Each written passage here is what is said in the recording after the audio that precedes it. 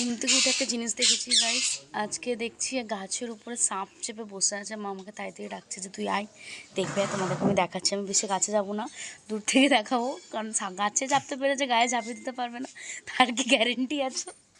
তো এক সেকেন্ড দেখাচ্ছি তোমাদের। এই দেখো গাইস, গাছে সাপ চেপে বসে আছে, আর এদিকে টিয়া পাখিগুলো ক্যাঁ ক্যাঁ করে যাচ্ছে। তো এইটা তো এই নিম গাছে উঠেছে, অনেক সময় দেখেছি যে ওই অত উঁচুতে চেপে বসে থাকে, বাট এখানে না।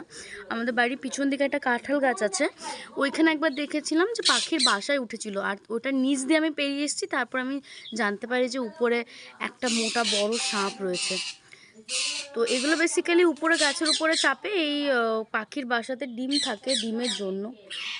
তো দেখো বসে রয়েছে। আমি কাছে যেতে আমার একটু ভয় লাগে, কারণ আমি সাপ একটু ভয় পাই। দেখো একটু ভয় লাগে গাইস গাছের উপরে সাপ দেখলে। চলো টাটা।